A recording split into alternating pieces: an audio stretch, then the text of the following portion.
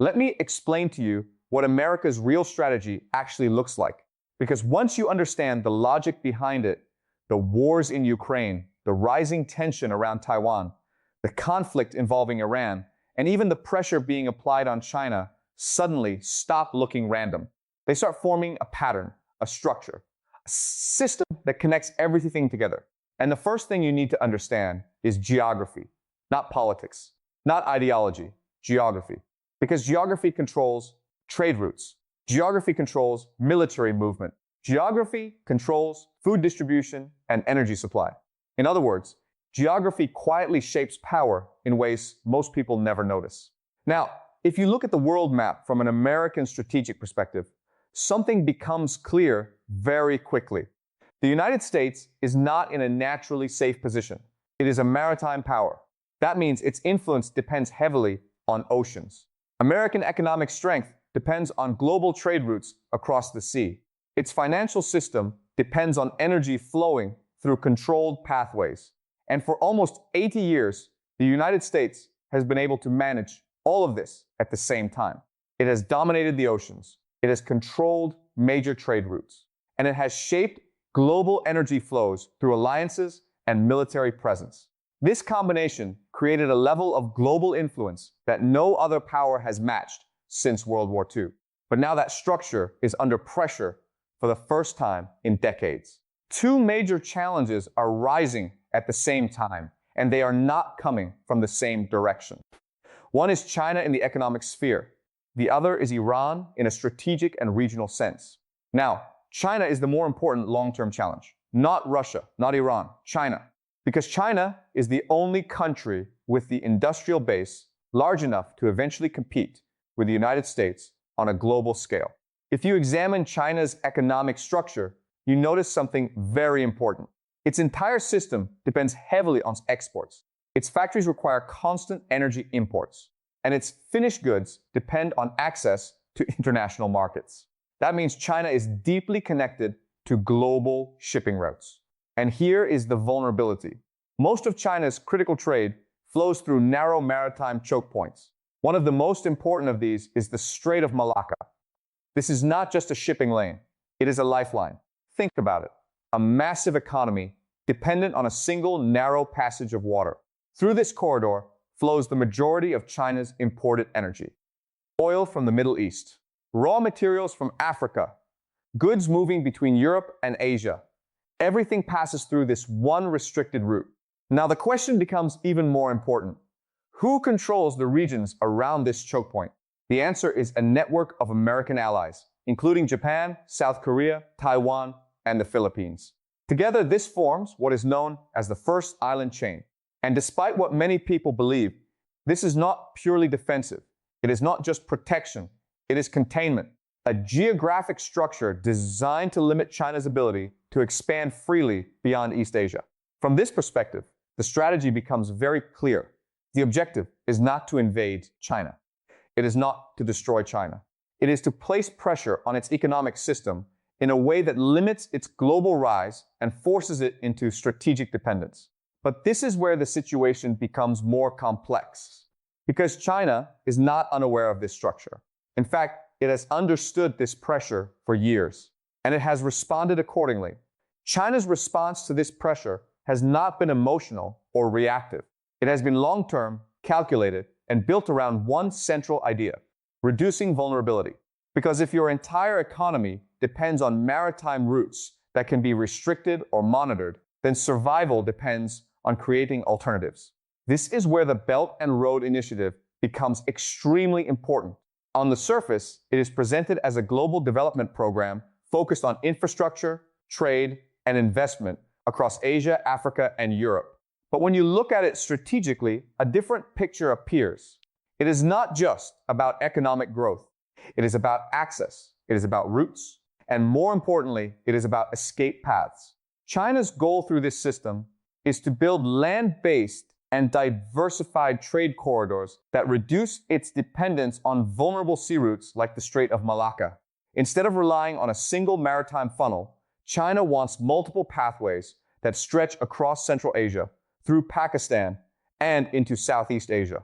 These routes are designed to bypass choke points that can be influenced or monitored by American naval power.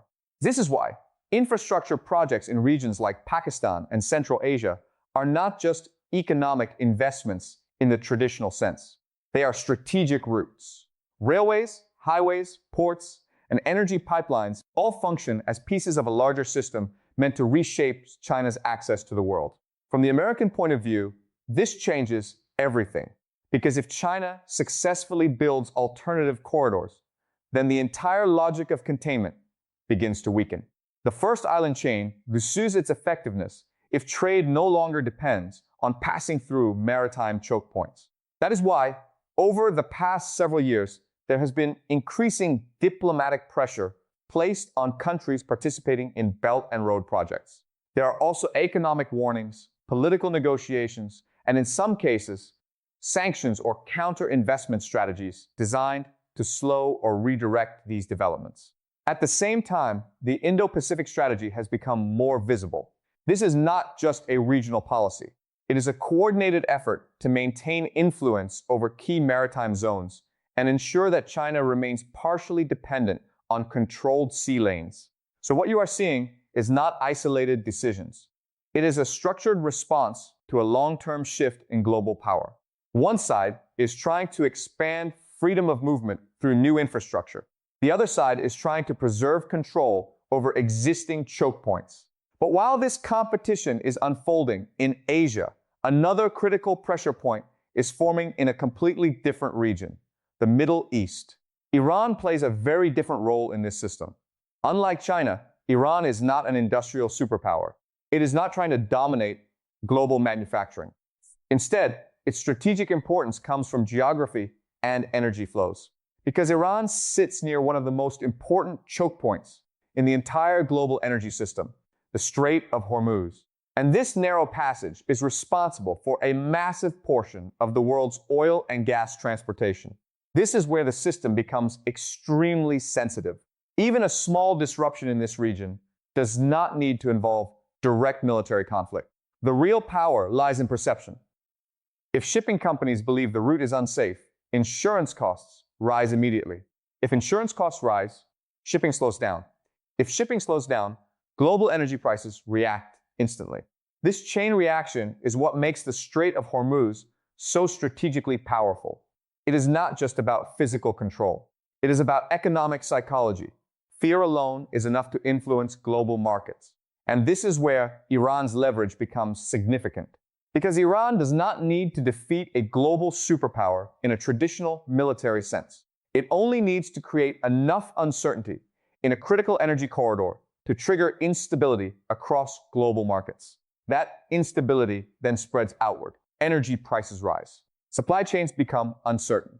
Financial markets react. And political pressure begins to build inside multiple countries at the same time. This is why analysts often describe the situation as asymmetric. The impact does not depend on large-scale war. It depends on disruption. Even limited tension in one region can produce global consequences. And while this is unfolding in the Middle East, strategic thinking in Washington is already focused on how these different pressure points interact with each other as part of a single global system. And this is where the broader structure of American strategy becomes clearer, because these regional tensions are not treated as separate problems. They are viewed as interconnected pressure points within a single global system. Iran's position in the Strait of Hormuz is one of those pressure points, but it is not the only one. It interacts with energy markets, with global shipping insurance, and with the economic stability of countries that depend heavily on imported food and energy. And that dependency creates a chain reaction effect that can spread far beyond the Middle East. To understand why this matters, you need to recognize how fragile global supply chains actually are. Many countries in the Gulf region, for example, are extremely wealthy due to energy exports, but they are structurally dependent on imports for basic survival needs. In some cases, 80 to 90% of their food is imported. That means their stability depends entirely on uninterrupted global shipping. So when tension rises in a choke point like the Strait of Hormuz, the effect is not limited to oil markets. it spreads into food security, inflation, financial markets, and even political stability in regions that appear distant from the conflict. And this is where Iran's strategic role becomes more complex. It does not need to engage in full-scale warfare to have an impact. Even the possibility of disruption is enough to trigger reactions across the global system. Shipping companies adjust routes. Insurance premiums increase. Investors become cautious. Governments begin preparing emergency responses. This is what makes the situation fundamentally asymmetric. The power does not come from direct confrontation. It comes from the ability to create uncertainty inside a system that depends on predictability. And that uncertainty can cascade globally. A rise in energy prices can increase inflation in Europe. That inflation can create political pressure inside governments. Those governments then face internal instability or policy shifts.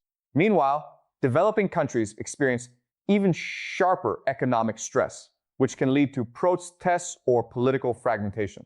This is how indirect pressure becomes strategic leverage, not through destruction, but through disruption of systems that rely on constant flow and stability. Now, while this is unfolding in the Middle East, another layer of strategy is being developed in the United States based on long-term doctrinal thinking. This is where institutions like the Council on Foreign Relations and think tanks, such as RAND Corporation, come into focus, along with strategic thinkers like Zbigniew Brzezinski and others who have influenced American geopolitical planning over decades. Across these perspectives, one central idea keeps appearing. The next global era will be determined by two main factors: industrial capacity and control over strategic regions, especially within the Western Hemisphere. From this viewpoint, the Western Hemisphere is not just a geographic region, it is a strategic base. It includes North America, South America, the Caribbean, and surrounding areas. And in long-term strategic thinking, the goal is to ensure that this entire region remains firmly within American influence. Because if that happens, the United States gains something extremely important: strategic insulation. It becomes less dependent on external supply chains. It becomes more self-sufficient in energy and food production. And it becomes geographically protected by two vast oceans, making direct external pressure more difficult. This concept is sometimes described as Fortress America, where the country secures its immediate surroundings to ensure long-term strategic survival in a competitive global environment. What is important to understand is that this idea is not new. It has historical roots going back to the Monroe Doctrine in 1823. The principle has always been about limiting external influence in the Western Hemisphere and maintaining strategic control over nearby regions. What has changed today is not the concept itself, but the urgency behind it. American strategic thinking increasingly reflects concern that the global balance is shifting faster than expected, and that the window to consolidate this position may be narrowing. This is why you see increasing attention on regions like Greenland, the Panama Canal, Mexico, and other strategically significant areas. These are not random geopolitical interests. They are tied to long-standing strategic logic about securing critical geographic and logistical zones. And while this consolidation is happening, another parallel strategy is unfolding: the distribution of global responsibilities among allies. As the United States focuses on securing its broader strategic base, another layer of its global approach becomes visible: the delegation of regional responsibilities to allied powers. This is not accidental. It is a structured system designed to extend influence without direct overextension of American military forces. In this arrangement, different allies are assigned different regions of strategic responsibility. Europe becomes primarily focused on containing Russia. Japan and South Korea are positioned as key actors in managing pressure on China in East Asia. Israel, along with Gulf partners, plays a central role in the Middle East when it comes to balancing Iran. Meanwhile, the United States remains at the center, providing financial power, military technology, intelligence support, and logistical coordination. This creates a layered system of global influence where the United States does not always act directly, but instead operates as the central coordinator of multiple regional actors. These allies, in turn, become deeply dependent on American systems for weapons, financing, and intelligence. And this dependency is not a side effect. It is part of the structure itself.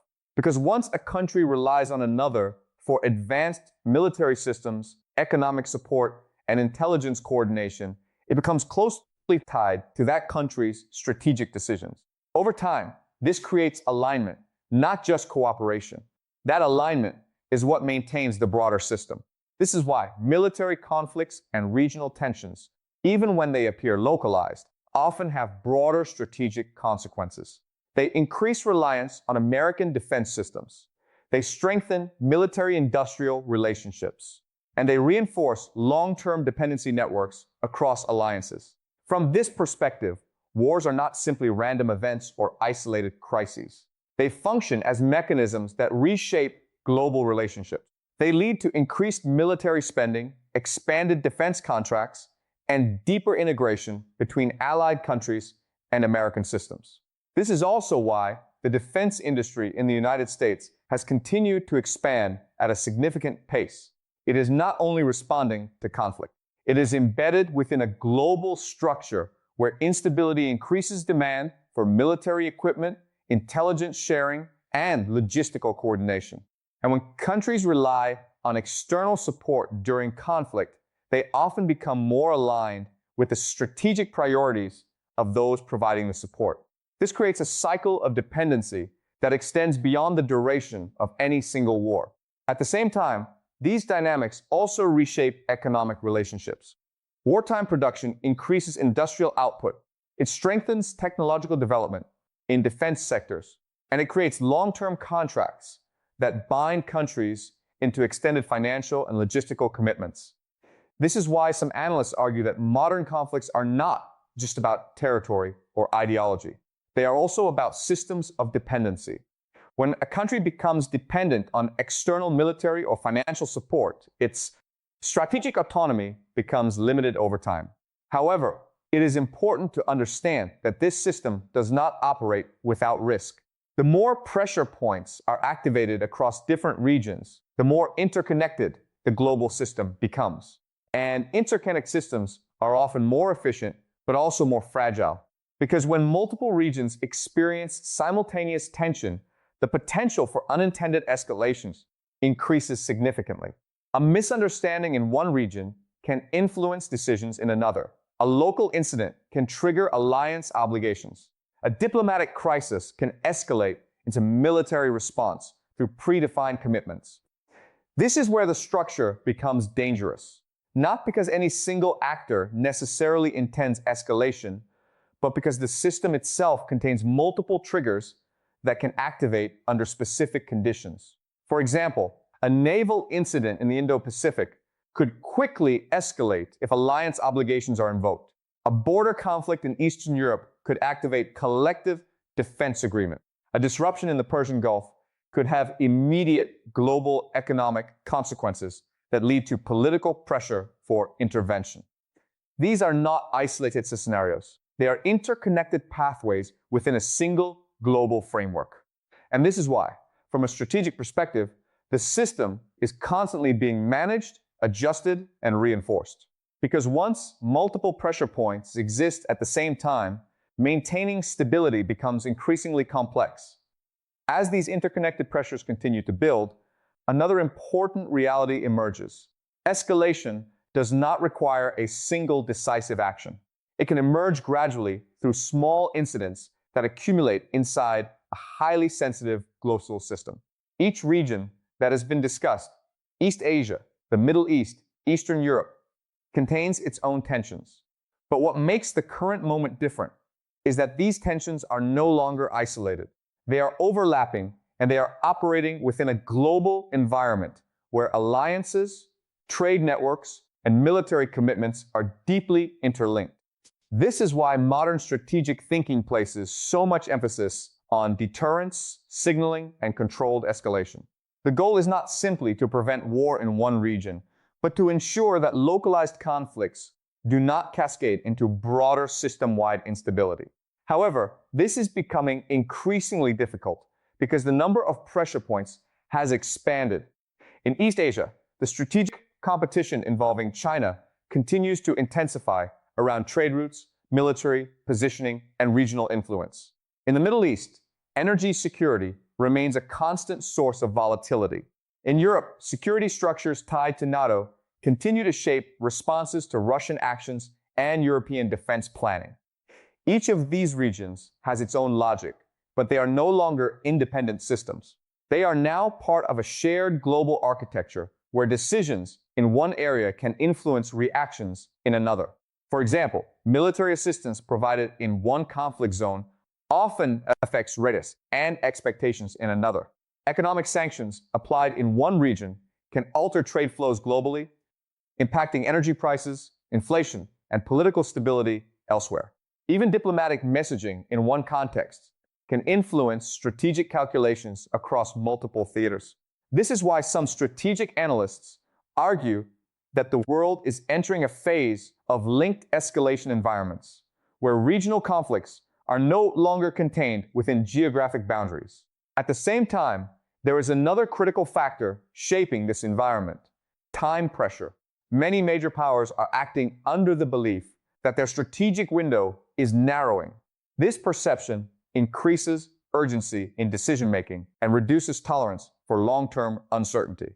When states believe that delay weakens their position, they tend to act more decisively, but also more aggressively. This shift in strategic psychology is important because it changes the threshold for risk. Actions that might have been avoided in a stable environment become more acceptable in a competitive one.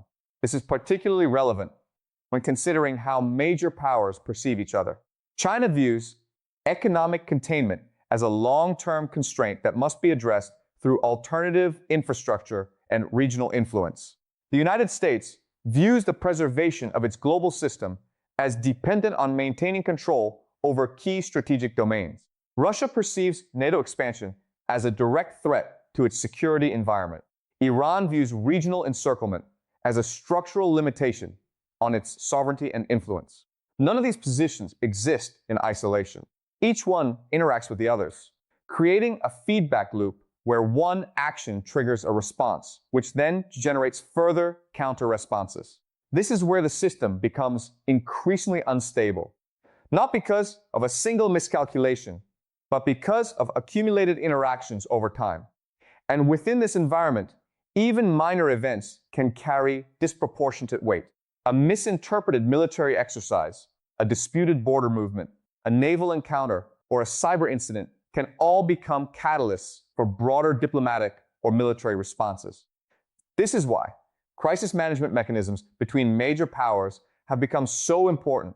Communication channels, hotlines, and diplomatic frameworks exist precisely to prevent misunderstandings from escalating uncontrollably. But even these systems rely on trust, and trust becomes harder to maintain when strategic competition intensifies. As a result, the global environment begins to resemble a tightly connected system under continuous strain, where pressure builds gradually rather than suddenly, but accumulates in ways that are difficult to reverse once momentum begins. And this brings the analysis to a critical turning point: the recognition that the system is not only shaped by strategy, but also by perception. Because how each major power interprets the intentions of others ultimately determines whether tension stabilizes or escalates further.